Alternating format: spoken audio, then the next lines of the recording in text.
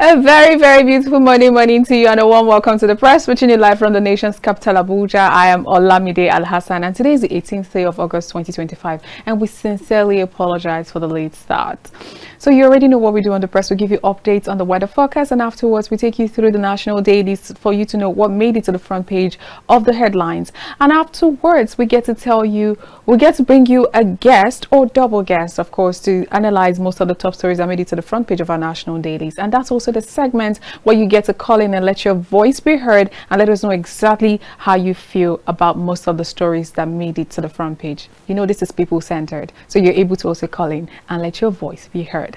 So right about now, let's begin with the weather forecast so you know how best to get your day started. And you know I love to start from the core north. So let's go to Kano State to start with to know what's going on today when it comes to the weather. So for the weather forecast in Kano State, it's about 22 degrees Celsius on the average. It says that it's going to be rainy today. Rainy conditions are expected around 2 p.m. as wind gusts are up to 20 kilometers per hour in Kano State. And from Kano State, we head on to, no, we're still on the average is about 22 degrees Celsius. Like I said earlier, the highest is at 27 and the lowest is at 21 degrees Celsius. And just get ready. It's going to be a rainy day in Kano State. From Kano, let's go to Kaduna, where it's already raining. In Kaduna State, it's a rainy day. You probably want to use your raincoats, your umbrellas. This is the season when all of those things are going to be expensive, but you definitely need to get one. And on the average, about 21 degrees Celsius. The highest is at 25 degrees Celsius, and the lowest is at 20 degrees Celsius. And it says cloudy conditions are expected around 3 p.m. as wind gusts are up to 18 kilometers per hour in Kaduna. Well, from Kaduna State, we're going to the southeastern part of Nigeria, Imo State. Imo State, on the average, it's about 23 degrees Celsius. It's mostly cloudy, with the highest at 29 degrees Celsius and the lowest at 22 degrees Celsius. And partly cloudy conditions are expected around 9 a.m. as wind gusts are up to 13 kilometers per hour in Imo State. And from Imo, we are heading on to Port Harcourt. Port Harcourt says 23 degrees Celsius on the average. It's partly cloudy, with the highest at 29 degrees Celsius and the lowest at 22 degrees Celsius. And cloudy conditions, I beg your pardon, are expected around 12 as wind gusts are up to 9 kilometers per hour. That's in Port Harcourt. So take note of that. And from there on, let's go to Lagos State, the commercial nerve center of Nigeria, as they fondly say, Eko Nibaje. In Lagos, it says on the average about 24 degrees Celsius. It's cloudy. The highest is at 28 degrees Celsius and the lowest is at 24 degrees Celsius. And partly cloudy conditions are expected around 4 p.m. as wind gusts are up to 16 kilometers per hour in Lagos. And now back to the Federal Capital Territory, where you're currently watching us from. Abuja.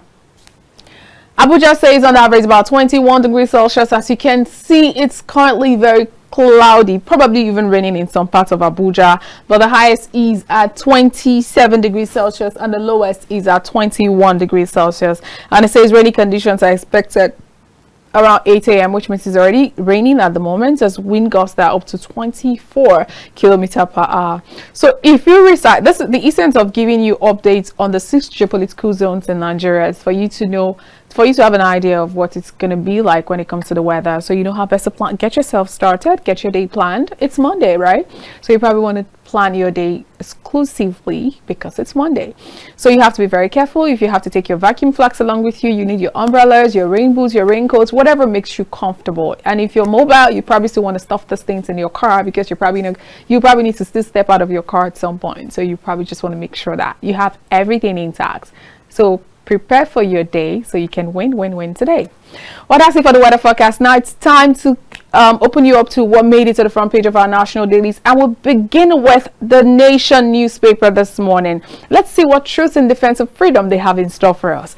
And on the front page of the Nation newspaper, we have APC trances opposition in legislative by-elections. I'm not sure you heard that correctly. I'm going to state it all over again. APC trances opposition in legislative by-elections. Ruling party wins 1 Senate, 4 House of Reps, 7 House of Assembly seats. ABGA takes 1 Senate, House of Assembly seats.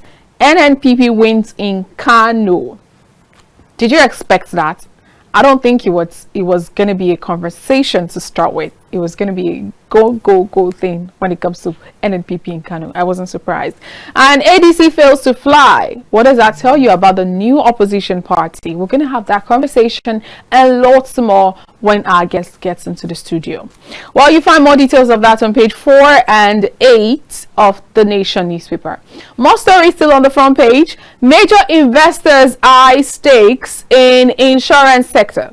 Major investors eye stakes in insurance sector. Capital rising begins, and that's on page 5. ICRC unveils guidelines for PPP projects. MDA's OK initiative, and that's on page 5 for your read as well. Now, fresh drive to tackle menace of out-of-school kids begins. Fresh drive to tackle menace of out-of-school kids begins. Beautiful initiative. We just really do hope that this drive never dies. Well, that's on page 6. And now Tinubu Shettima ACF Mon Emir of Zuru, and that's on page 34. May his gentle soul rest in perfect peace. Amen. Now, retired federal workers to earn additional 32,000 naira monthly. Retired federal workers to earn additional 32,000 naira monthly. You want to know why? If you fall into this category, you also want to know if you're going to be earning this. You probably want to pick up the front page of the Nation newspaper to find out more stories. And now 40 passengers missing, 10 rescued in Sokoto boat accident. This doesn't look good. We've had boat mishaps like one too many. So what's happening? What happened to those passengers? Were they not wearing life jackets? I think this begs to question a lot of things. Like, even if you're used to the water, I don't think you should always feel like the water is your friend and take some risk, especially life-threatening risk. How will 40 passengers be on a boat and there's a boat accident and only 10 people were found, 30 still missing? I mean, 40 passengers missing, 10 have been rescued. So something needs to be done about that, especially when it comes to life jackets. Some sort of enforcement of life jackets to ensure that we're able to, you know, if not totally stop it, but at least curb the loss of lives on our waterways. Well, that's it for the front page of the Nation newspaper. Now let's see what the leadership has in store. Leadership says mixed reactions trail by election results as APC dominates. Ruling party wins 12 seats, ABGA 2, PDP 1, NNPP 1. INEC declares Zamfara Assembly poll inconclusive. PDP, NNPP rejects Kano rerun results. CSOs, others pick holes. Tinubu Speaker Abbas hails winners and INEC. Well, that's it for that story. You find more details on page 4. NLC NUEE rejects planned electricity subsidy removal. That's on the front page for your read this morning. NLC NUEE rejects planned subsidy removal. Well, you find more details of that on page 7 of the paper. Why IBB House remains Mecca for all, says Jonathan, and that's on page 6. Belated happy birthday to Ibrahim Babangida. We find more details of that on page 6 as well. I switched off my phones on board. Freed Ibom air passenger Emerson claims, and that's on page 17. Now, Tinubu governors ACF mourn as Zuru Emir dies at 81, and that's on page 7. Don't panic over heavy security deployment, FCTA tells residents, and that's on page 4. Now we find other stories. Northern groups tackles Babache over attack on Tinubu, and that's on page 30. You will get justice. Dabi assures Nigerian workers abused in car, and that's on page 6. Army appoints new GOCs, PSOs, and that's on page 4. 10 confirmed dead in Sokoto boat accident, and that's on page 17 for your read this morning. Well, I'll let you pick up a copy of the leadership newspaper to find out what the picture story says for more read for you. Well, away from the leadership now to the Vanguard. Vanguard says our APC swept by elections. Our APC swept by elections. Wins 12 seats, ABGA 2, PDP 1, NNPP 1. Tinubu fets winners as opposition parties kick floored by election. Dress rehearsal for 2027 polls, says ADC. Now, there may be no elections in 2027 if, with ellipses, you want to find out more details, pick up a copy of the Vanguard. It's mockery of democracy, says LP. Our by-elections win endorsement of Tinubu, says APC. Well, that's it. That's on page 5 for your read this morning. And our Zenith Bank marks 35th anniversary, celebrates pioneer customers, long-serving staff, and that's on page 12. FG Jonathan ACS celebrates IBB at 84. Belated happy birthday to you.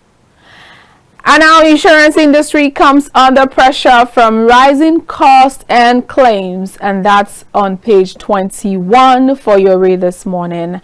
Jonathan visits IBB on his 84th birthday. Now, former President Goodluck Jonathan being welcomed by former head of state General Ibrahim Babangida during a courtesy visit by former President Jonathan to felicitate IBB on his 84th birthday in Minna yesterday. So yesterday was the birthday of the former head of state, Ibrahim Babangida, and Captain TV also celebrates his birthday. Belated happy birthday to you, sir.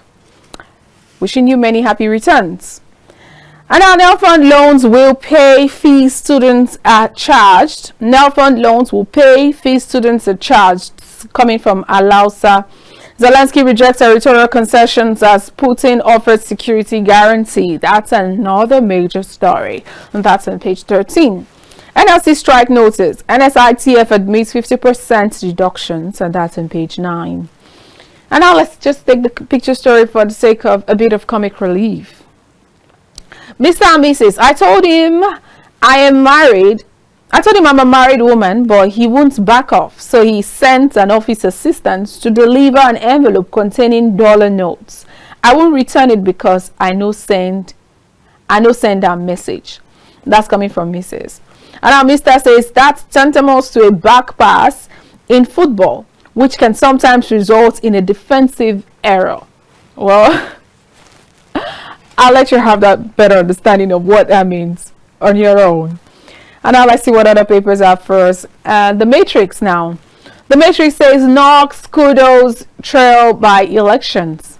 Knox kudos trail by elections. It's an endorsement of Tinubu-led administration, says APC. Opposition's kick. Intimidation, corruption, mild exercise doesn't define coalition strength. And that's on page 2. Now, declining inflation, CPPE urges caution, sustained economic reforms, and that's on the front page. Nigerian Army in major shakeup.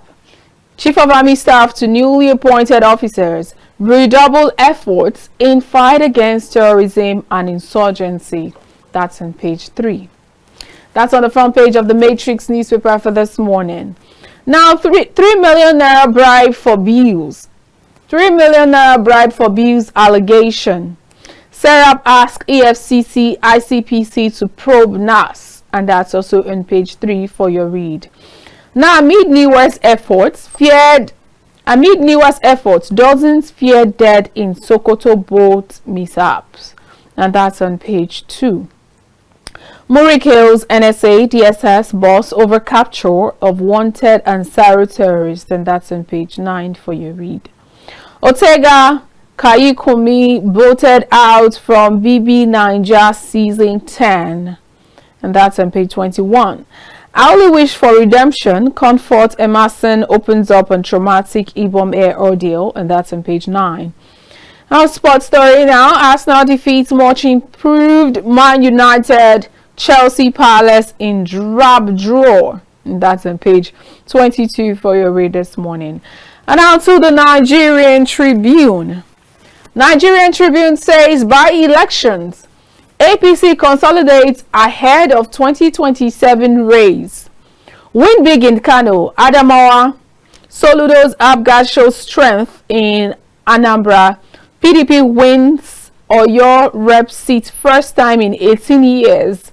ADC humbled in Anambra. APC NNPP maintain rivalry in Kano. PDP in dire straits in Edo. Zamfara poll declared inconclusive. Our electoral process has deteriorated under Tinubu, ADC alleges. Results are a vote of confidence in Tinubu, our party, says APC. Quite a number of writers to that story. Well, you find more details of that on page 22 and 23 of the Nigerian Tribune. In July, inflation report. July 2025 inflation report.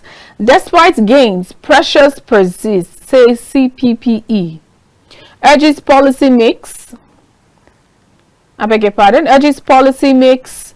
Calls for stronger fiscal monetary structural reforms as inflation slows to 21.88% in July.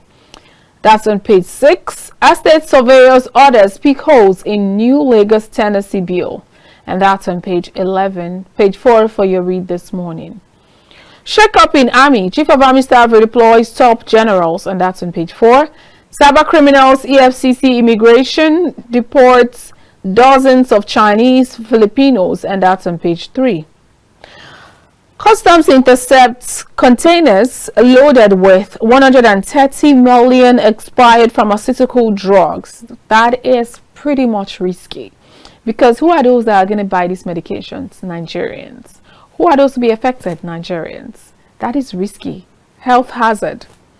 Well, thank God it was intercepted. I just hope that in the process of actually trying to dispose all of this, it doesn't still get into the wrong hands. I really do hope so. Well, we find that on page 26 for your read. And now health. Caffeine can reduce effectiveness of certain antibiotics, studies suggest. So which means that you have to be very careful when taking anything that has caffeine when you're on medications. And now to the newspaper, they say you can trust the Daily Trust. Daily Trust also says by elections, parties maintain strongholds. That's on the Daily Trust newspaper this morning. By elections, party maintains strongholds. Many traders feared death in Sokoto boat mishap. Eulogies as Emir of Zuru dies at 81. Now, Kano by-election. Why we rejected Shanono Bagwal State Assembly by-election, says APC. And that's on the front page for your read. 109 senators pay enough for 4,708 professors' salary. 109 senators pay enough for 4,708 professors' salaries. And that's on the front page for your read this morning. What does that imply? Should the senators not be paid anymore? Well, now to the Daily Sun. Even though it's not a sunny day, the Daily Sun says APC ADC clash over by-election outcome. Process flawed, claims opposition party Tinubu Lord's exercise. APC ADC, that's on the front page of the Daily Sun newspaper this morning. APC ADC clash over by-election outcome.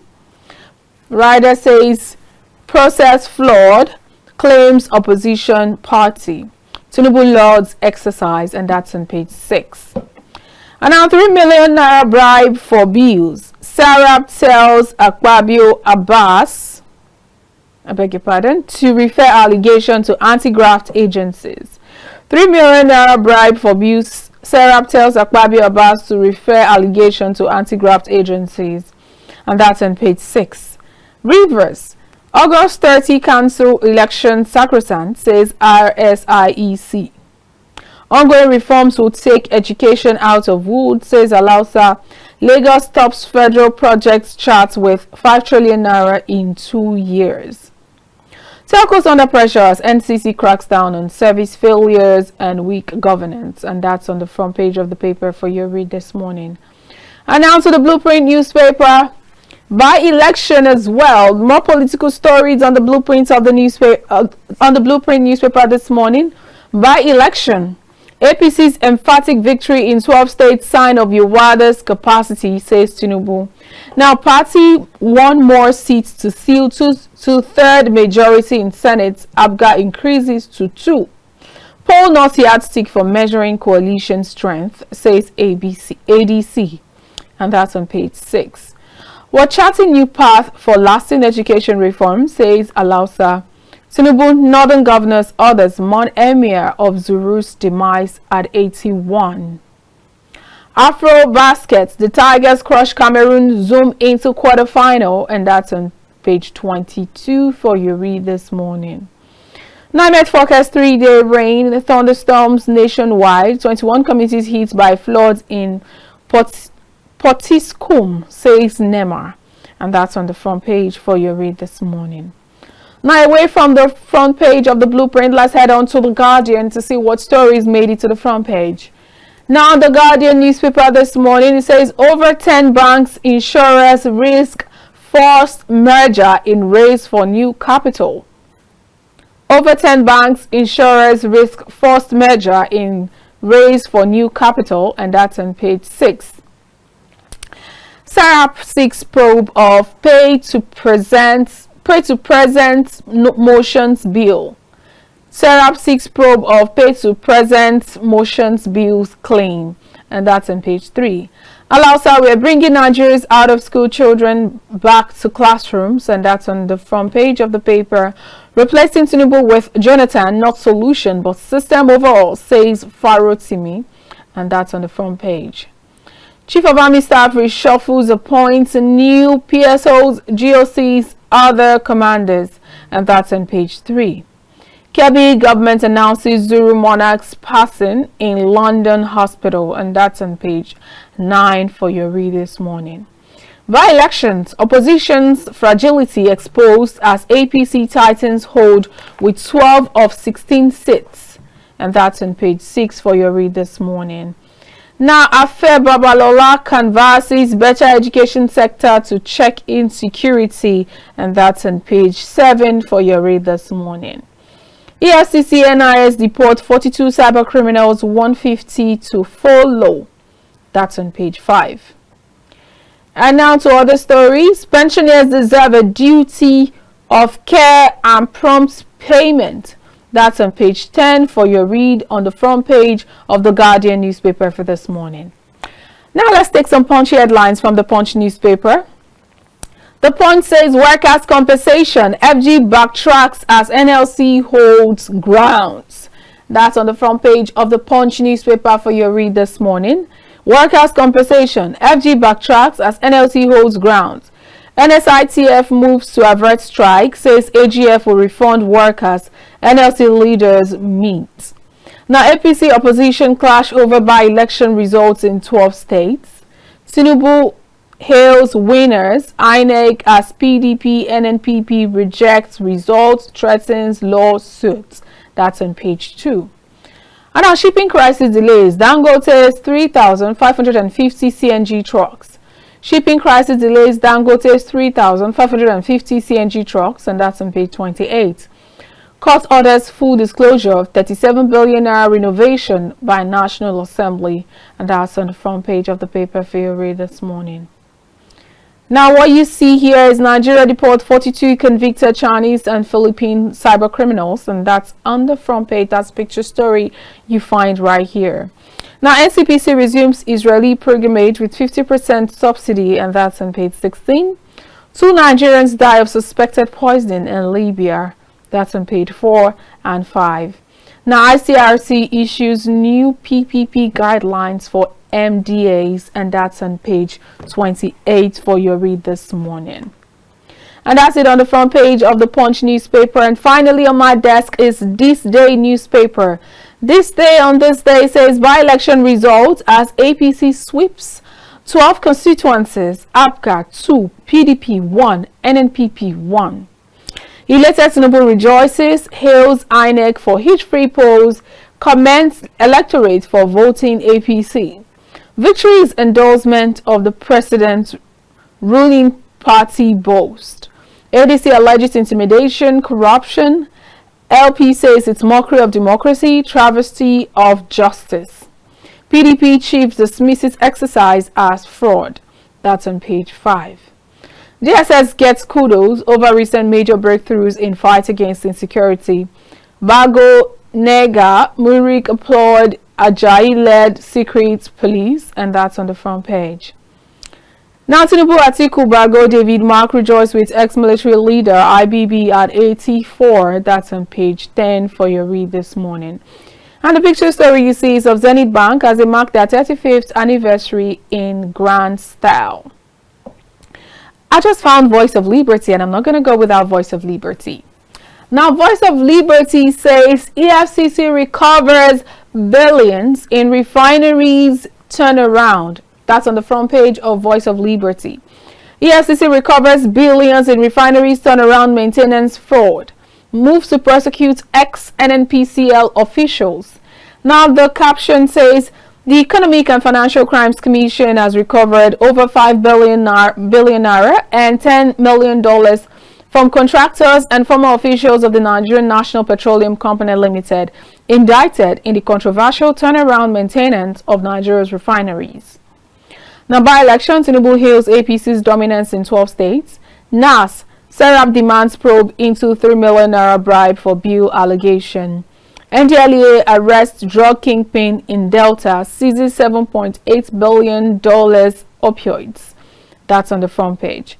NIMASA board elevates 9 deputy directors, 35 chiefs, and 165 others. Now, other stories. Al-Qaeda links kingpin's capture. Governor Ubasani orders commend NSA. Nigeria's debt to World Bank's IDA hits $18.2 billion. That's on the front page. And finally, on the front page of Voice of Liberty, INEC declares Zamfara Assembly by-election inconclusive. Well, that's it on the front page of our national dailies. It's time now for a quick break. We'll return to be joined by a guest for analysis of most of the top stories that made it to the front page of the headlines. And do not also forget that that's also the segments where our phone lines will be open for you to call in and join the conversation. We'll be right back. Just stay with us. Welcome back. You're still on To The Press, and we're reaching you live from the nation's capital, Abuja. We've now been joined by our guests. We have on the far right Habib Gajo, who's a political analyst and a BDC expert. And we have very close to me Richard Oriri, who's a political analyst and especially international politics expert. You're welcome to the studio. It's my pleasure. Good morning. Good morning. Good morning. Happy to have you gentlemen in the studio today. I hope we're not going to break the tables. No, we are good Nigerians and we are here to put proper analysis on the table. I agree, but it's always very contradictory, and that's the most interesting when part of it. When it comes to bureau de change matter, living. Yeah, I know, right? Yeah, welcome to the studio, gentlemen. So, Mr. Richard, I'll start with you. No, I think I'll start with Mr. Gajo because I'd like to get his opinion on the elections that took place over the last weekend on Saturday.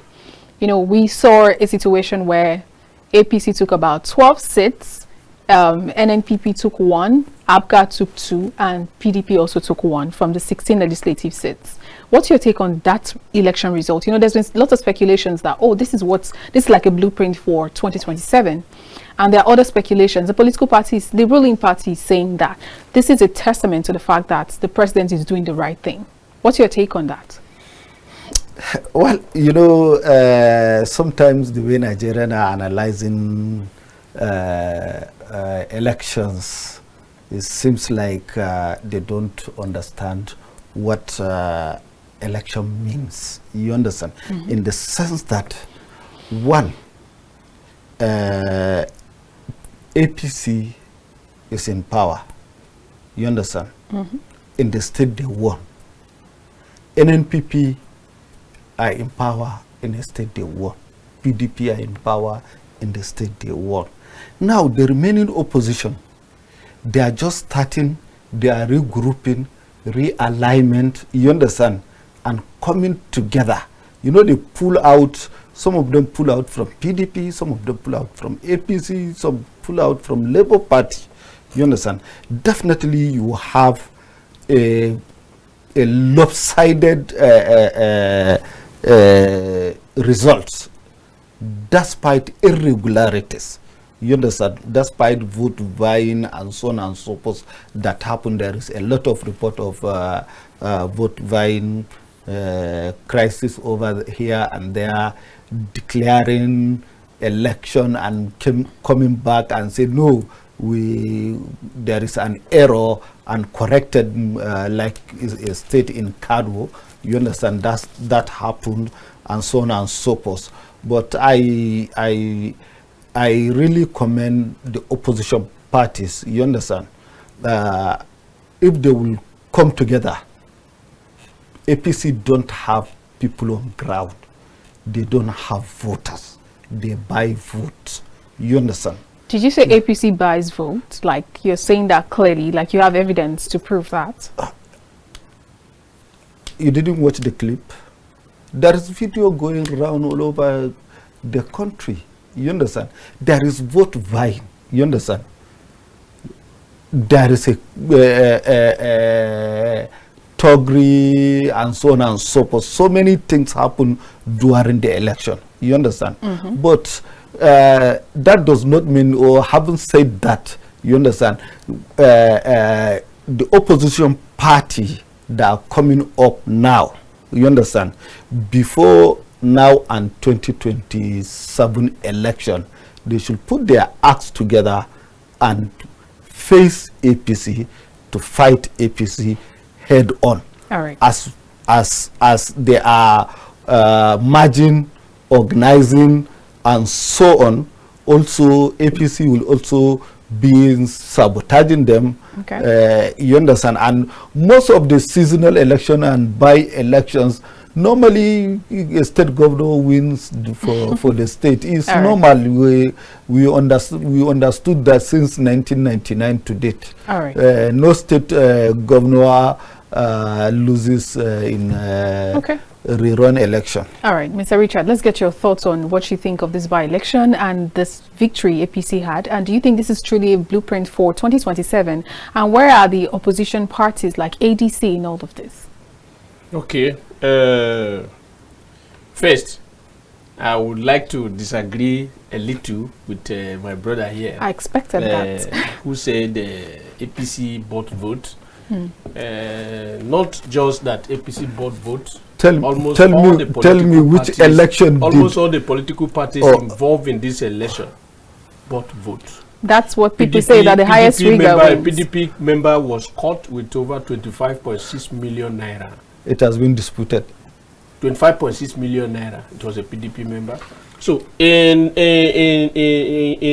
whole, what is there is that what has happened, like APC said, is a litmus test for the 2027 election, and they have all tried their strength.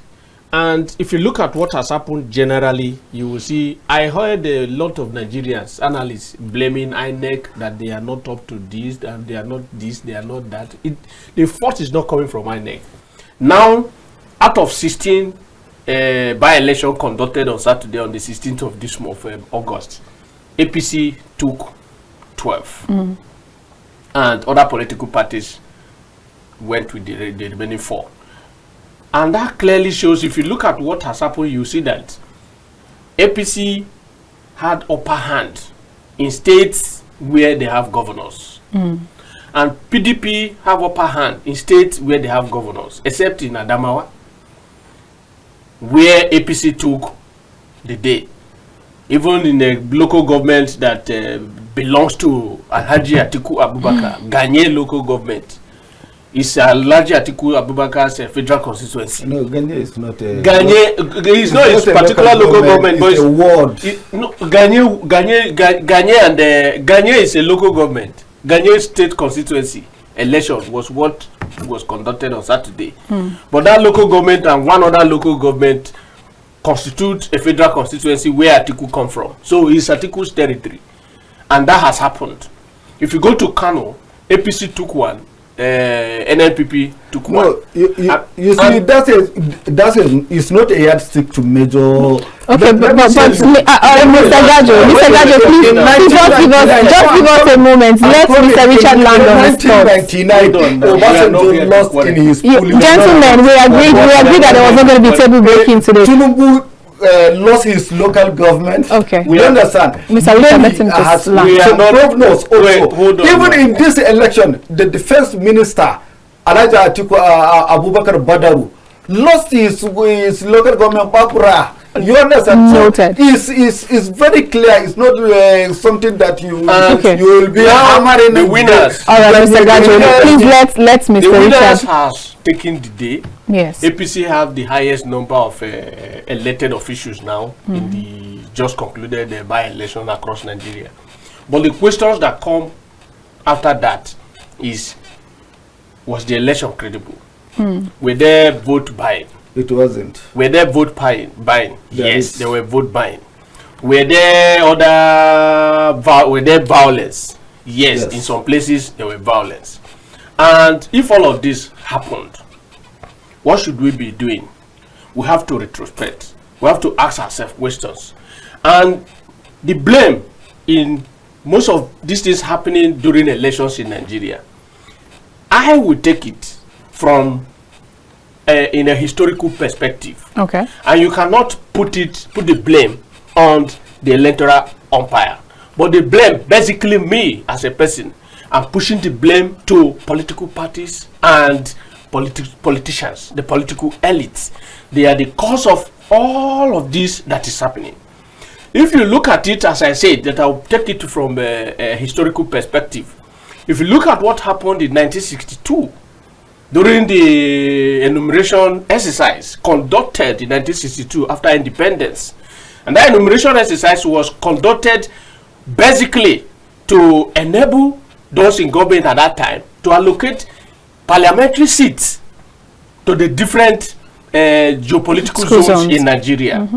And for the fact that that was the purpose for the enumeration exercise, and again allocation of state resources to the different regions and zones in Nigeria, for the fact that the politicians and the party in power then, like NCNC, AG, and NPU, Northern People's Union, and all of those parties, not NPC, NPC. Northern People's Congress, and all of those parties involved in that time, they knew the importance of the enumeration exercise. And for that reason, politicians went ahead to manipulate the enumeration exercise. And the man to manipulate the enumeration exercise, it was gathered from history that the eastern region altered numbers and inflated the total number coming from that zone. And the result of that enumeration exercise was gathered. The South submitted their result. The South and North submitted their result mid-June. Then the West submitted theirs after the deadline. That was on the 2nd of November 1962. They submitted their result later. Then it was discovered by the then Minister of Economic Development, Alhaji Ibrahim Waziri. He was the Minister of Economic Development that time. He discovered all of these lapses. And where I say the fault is coming from history is that when he discovered these lapses, this crime committed by these politicians in this exercise, the enumeration exercise, instead, government at that time would bring out those who were involved in the alteration of this enumeration exercise and punish them.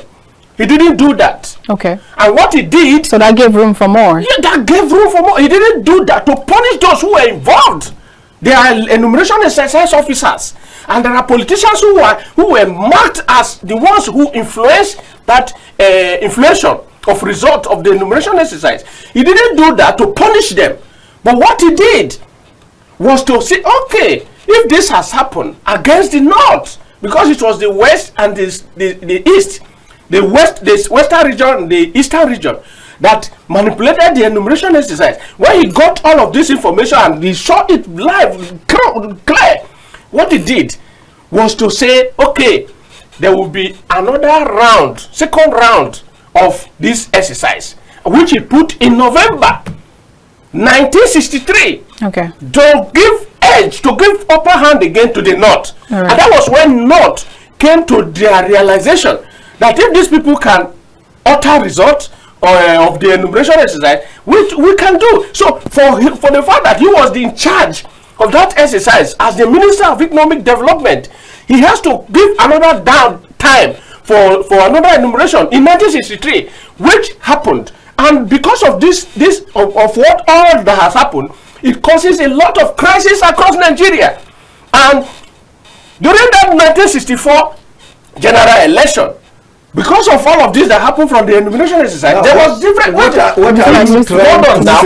am aligning myself with what is happening in Nigeria. Mr. Gado, because of honor for me, land honor. Yes, because of all of this that happened in 1964 general election. Nigerians, you know, I will charge already. Are you from Canada? No, you are the we're going to get there. We're going to get there.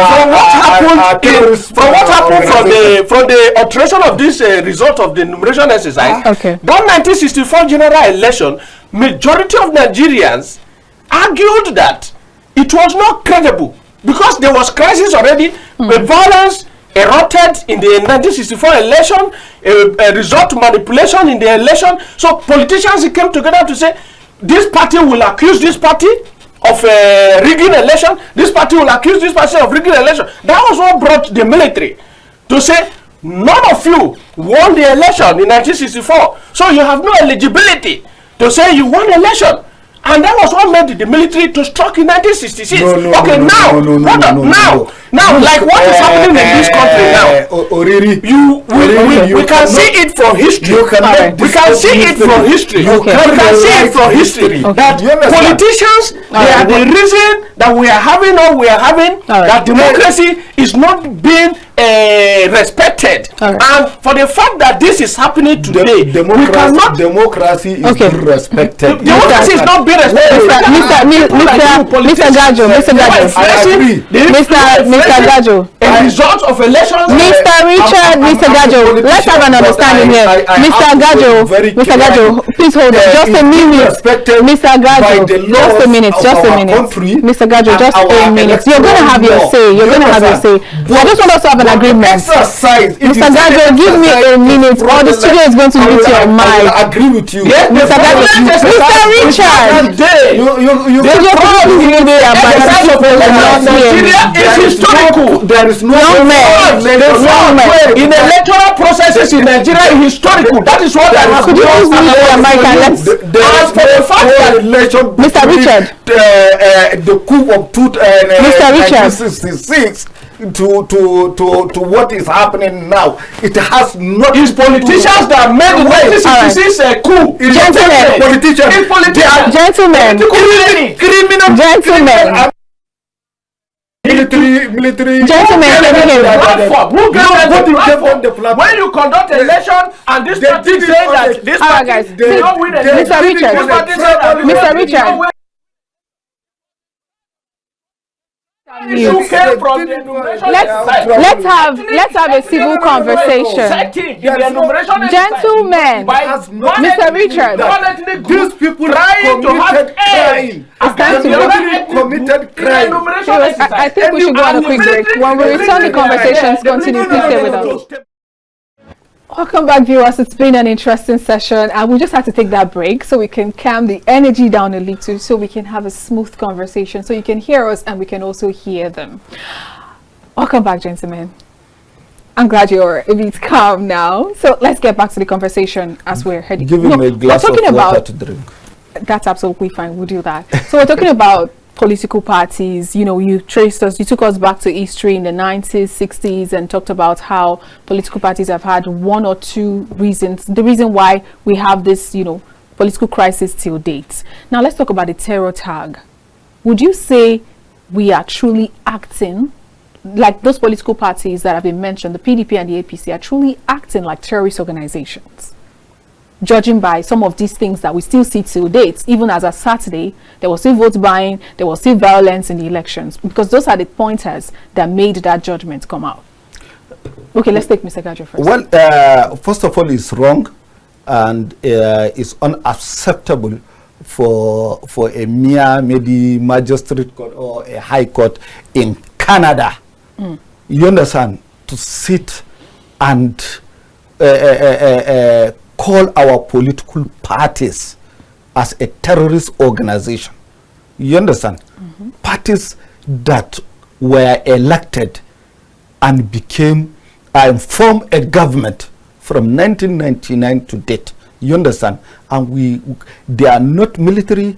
They did not rule by a gunpowder, and they are not dictators. You understand? But they have a lot of challenges here and there. There is a massive corruption. There is so many things. But nobody in this world is allowed. You can't go to Canada or go to America or England or UK and call their political party Republican or Democrat or left wing or right wing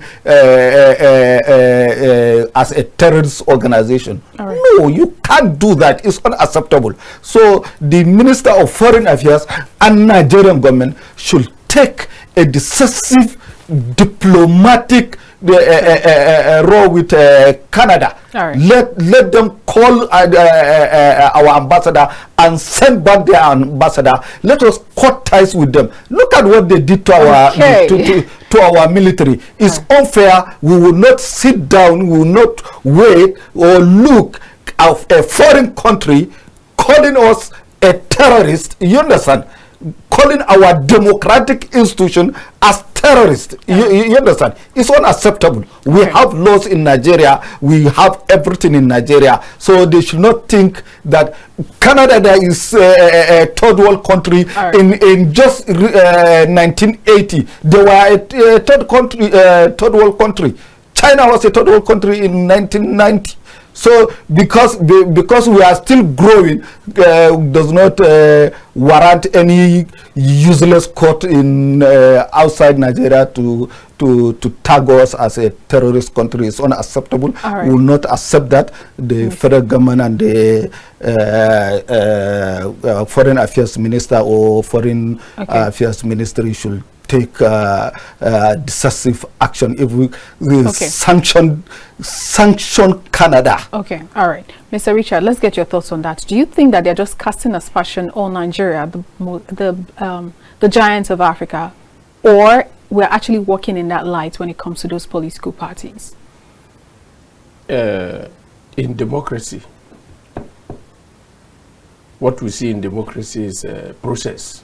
Democracy across the globe is a process. Even in that country, they have not gotten it right. And that is why they keep changing government.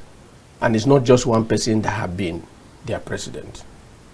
And each election, they choose to select different person, either on the basis of corruption, basis of insecurity and all of those things. What is happening here is happening even in their country. So they have no rights under the law, under international law, any law, to call political parties in Nigeria a terrorist organization. They don't have that right, and it's against diplomatic rule. So they have held in law, and like he said, our government, Nigerian government, they have to take serious action on that diplomatically. We have our own sovereignty and right to rule ourselves the way we want. And like we're having security in Nigeria, yes, it's known, but it's not as bad as it was. They also have their own internal security in their own country as well, and Nigerians are not calling them terrorist people. So calling the two political parties in Nigeria a terrorist organization is like calling the entire country a terrorist nation. And is interfering in our internal affairs. It's against international law. So as it is, we are not taking it for granted. And our government as well should see from our own angle, that the citizens of this country, they are not happy with what they have said. Those who are in opposition to the current administration may be happy to use it as a yardstick for campaign strategy, as campaign strategies. But wouldn't that be washing our dirty linen in the public? For the sake of our national image, it's not something that any sane Nigerian should be clapping hand for Canada. And the particular judge that have made this pronouncement should be decisively punished for it. All right, let's quickly take this. We should cut ties. Okay. Hello, good morning. Good morning. Captain TV. Good morning. You're welcome to the press. Tell us your name and where you're calling from. Contribute to. My name is MK Sule from Jalingo. All right. Please join the conversation. I would like to tell analyzing this Saturday's election. In fact, not only the election, on the topic you about, including that Canada. We Nigerians, most especially those on the TV, they are the one bringing down Nigerians. Because whatever you say is being heard all over the world and being watched. How you drag your country down determines how other countries will treat you. The United States is not the best government in the world. But yet, when they have crisis, the journalists there knows how to polish it, how to make it, in fact, give it a soft landing. They know how to polish their country more than we.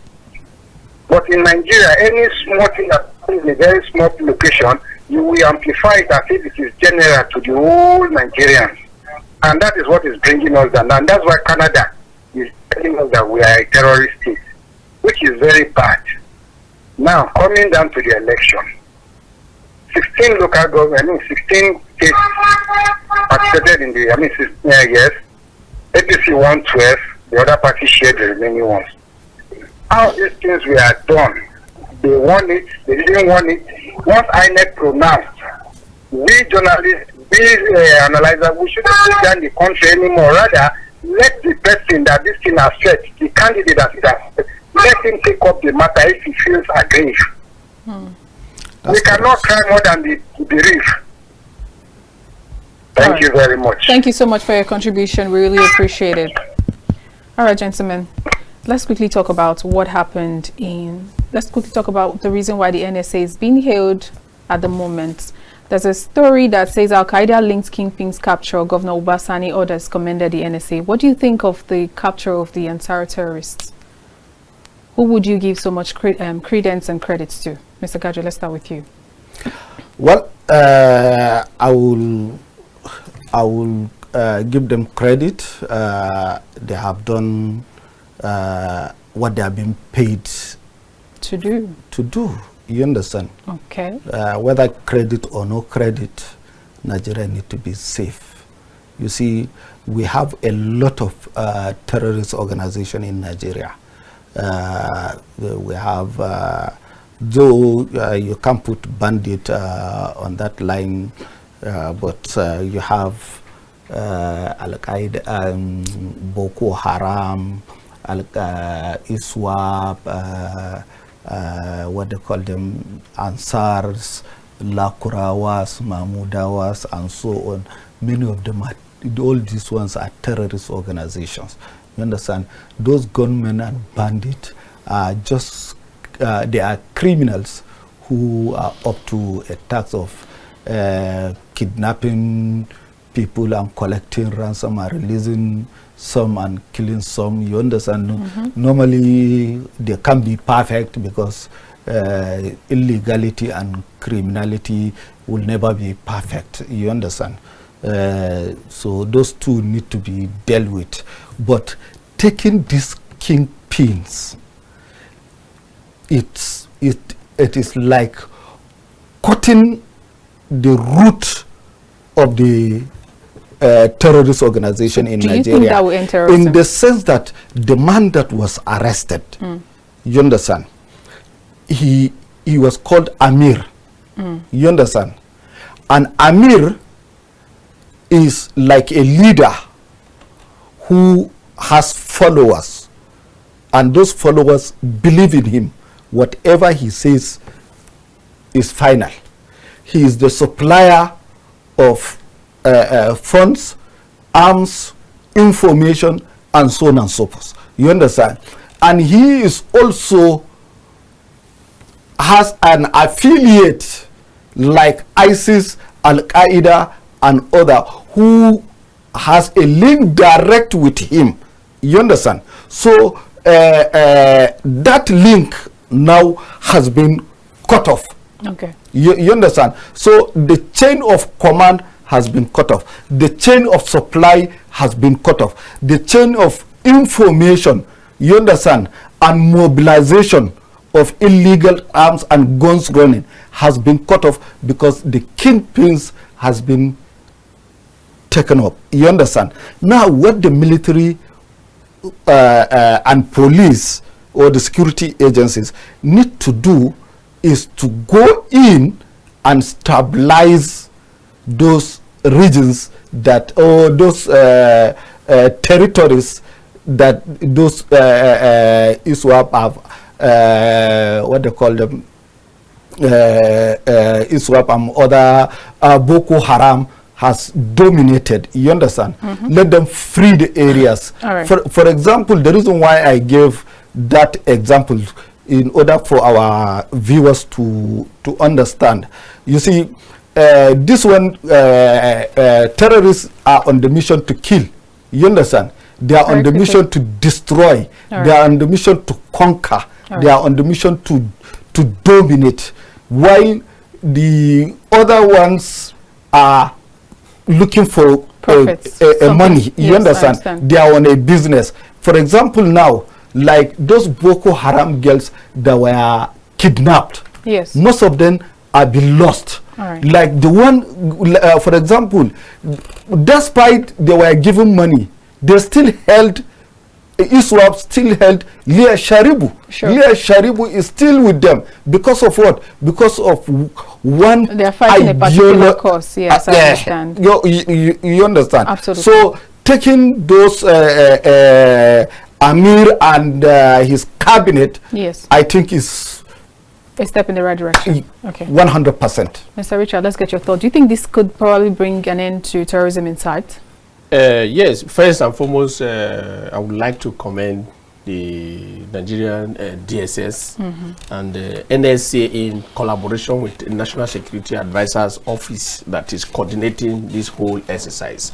From the beginning, I have been an advocate and a supporter of the Nigerian DSS. They are doing so much. DSS and the NIA, they are doing a lot. And for this result, for me, if I were them, I will not bring these people to the media first. Having successfully arrested them, the first thing to do, like he said, they have link to other foreign bodies sponsoring them and other internal bodies supporting them. You make use of this catch to equally throw your net to catching other ones linked to these leaders. You can keep this leader in a particular place while he communicates with his field soldiers. As he communicates with them, you use that opportunity to equally get hold of all of them. The same thing with the second person. If they have not done that before bringing them to the media, then I will still rate them low. But if they have done that before bringing them to the media, I will say kudos to them. And I still want to urge them to press further, because there are too many. These ones he mentioned, their location is basically within the northern region. Yes. There are other terrorist groups, there are other terrorist groups in the east, like the IPOB,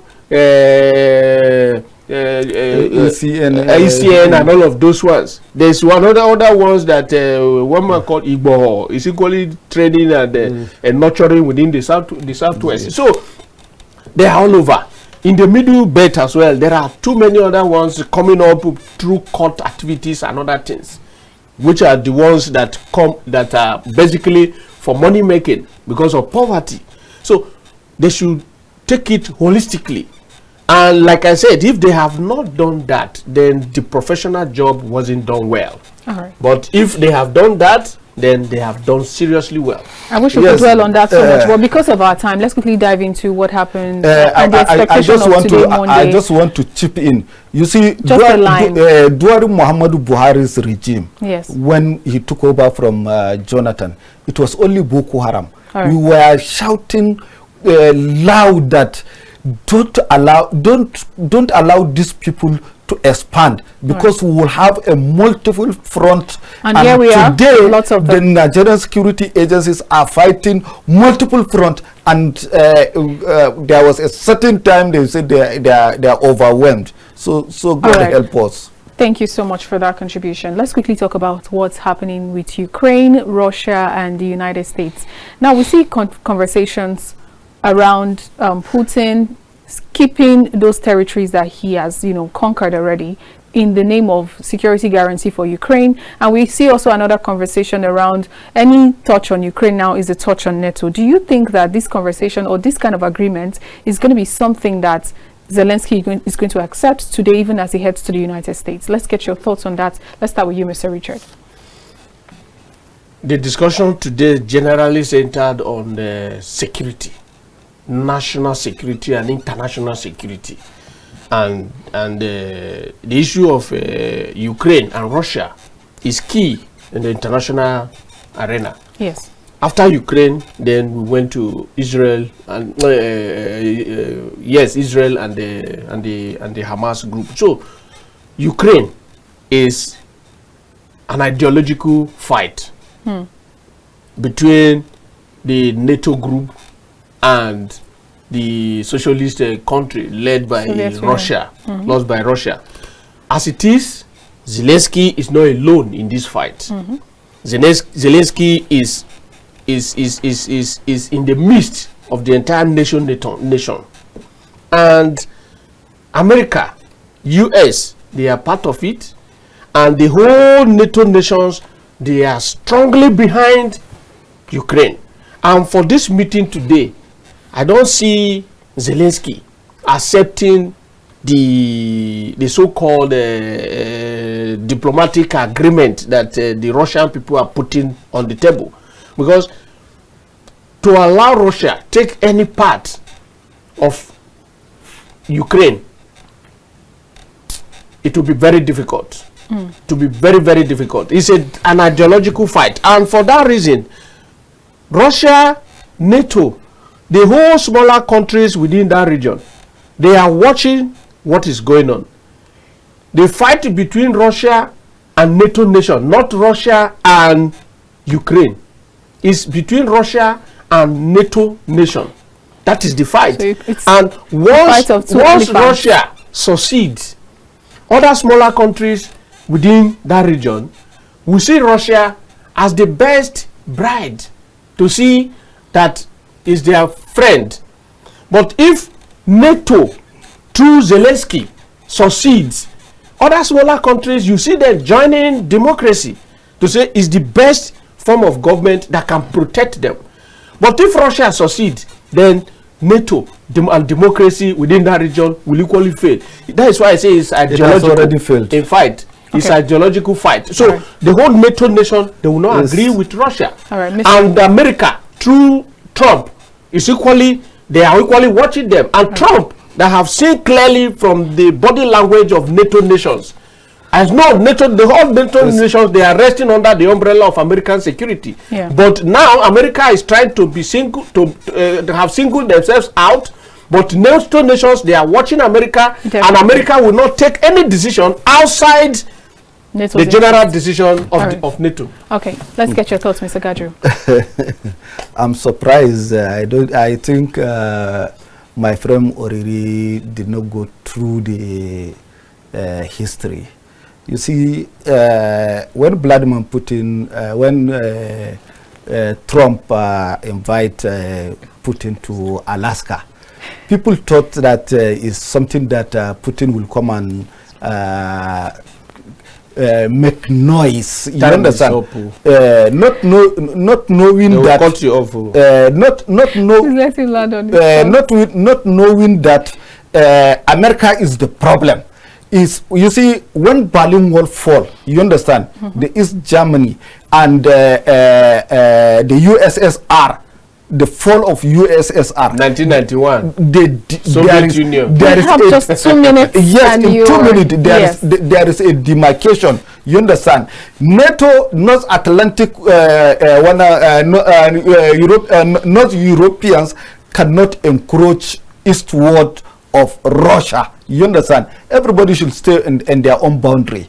But when America joined the alliance of NATO, you understand, and European Union said, no, we can expand. It is democracy, like you said. It is democracy. It's not a democracy. They took Poland. They took so many countries. Russia is warning them. Now you come to their borders. Zelenskyy is not getting anything from this deal. You understand? It's America that started it, and it's America that will stop it. Those European countries and NATO, they don't have any legal impetus to defend Ukraine, because Ukraine is Russia have no right to stop Ukraine from joining democracy. Thank you. Russia have no right to stop Ukraine from joining democracy. They have right of association. We are not having this Right of association. How can you Soviet Union was disintegrated in 1991, and there is nothing like Soviet Union anymore. So all other countries within that region have the right to belong to any government they have that right. So Russia has no power. Thank you so much, viewers. Crush Russia. Amazing gentlemen in the studio. But unfortunately, we just couldn't, get this to calm down. But that's it on our show for today. Thank you so much for being a part of it. And I'll see you again tomorrow. I am Olamide Alhassan, and that's